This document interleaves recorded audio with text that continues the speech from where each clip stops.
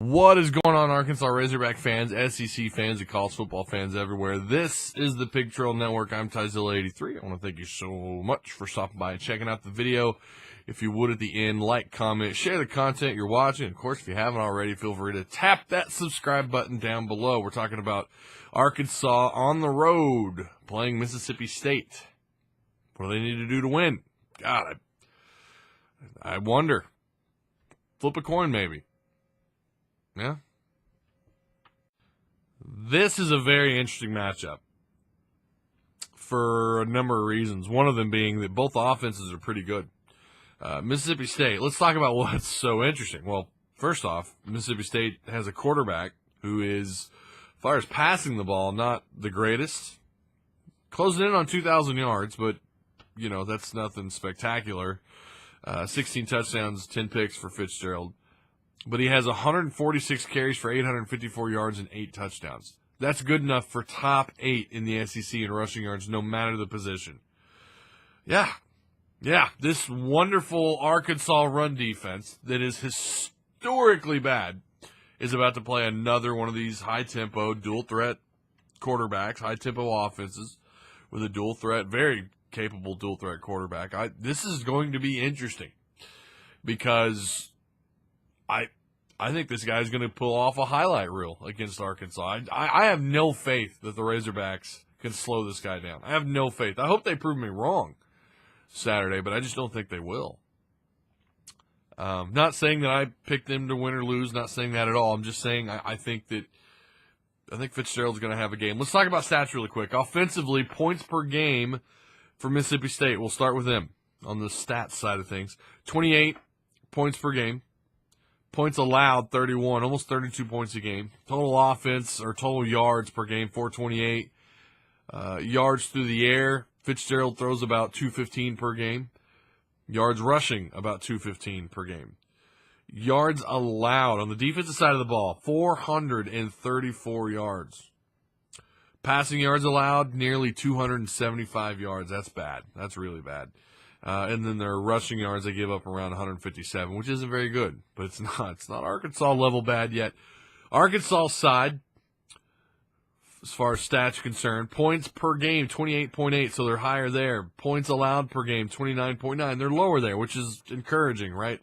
Total yards are a little bit under, 409 to Mississippi State's 428. Yards passing, they're right about 250, right there. Right there. This is what makes it so interesting. Mississippi State's not good against the pass. You remember this reminds me a lot of last year. The only difference being Mississippi State doesn't have Dak Prescott, and Arkansas has a different Allen at the helm. But 250 through the air for Arkansas. On the ground, they're at 158. Remember, that's how many yards Mississippi State gives up a game. Total yards on defense, 421.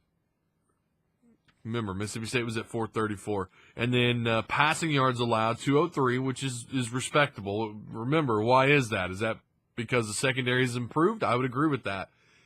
But is it also because it's just a lot easier to run the ball on the Razorbacks? I'd say, yeah, that last one. Rushing yards allowed, 217 yards per game. Yeah. All the strengths of each offense is the other opposing defense's weaknesses.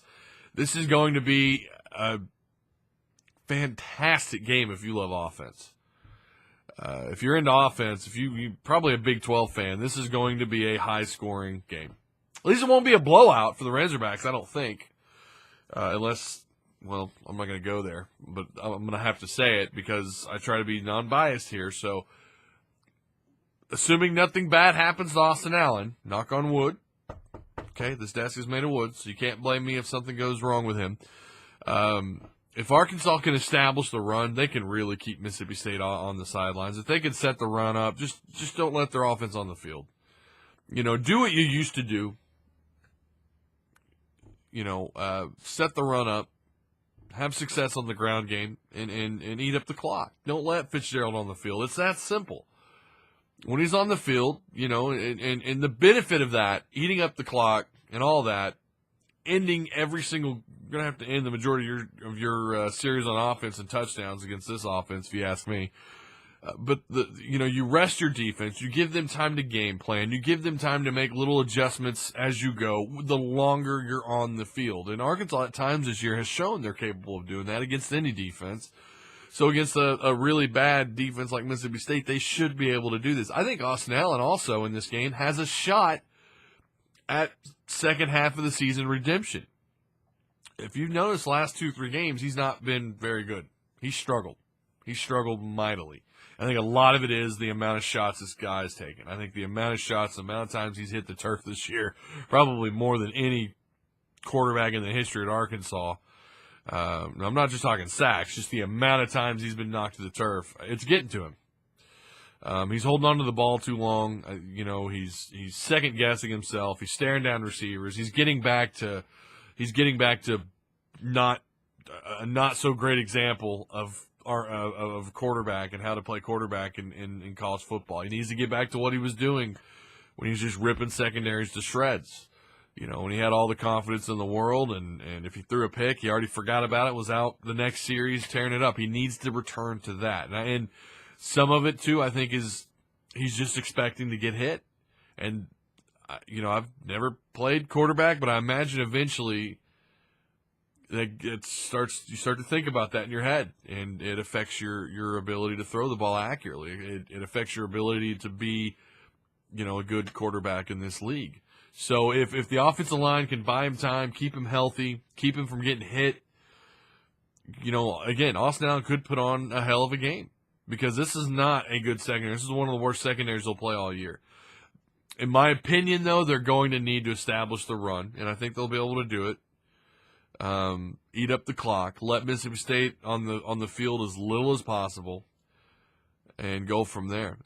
Am I going to do a prediction this week? I've been off. I'm where Arkansas right now, their pattern is win, loss, win, loss. That's kind of me, but the opposite side.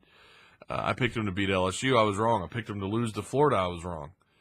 Because, again, it's just like flip a coin. So I'm going to do this, okay? Heads, Arkansas wins. This is a nickel. Tails, Arkansas loses. You ready? Okay, I'm going to do this where the camera catches it. Okay. Heads. Slow down Fitzgerald. Set up the run. Eat up the clock. Fewer penalties. Got to keep the, 7 to 9 penalties a game is terrible. Let's limit the penalties. Limit the mistakes. Keep your offense on the field.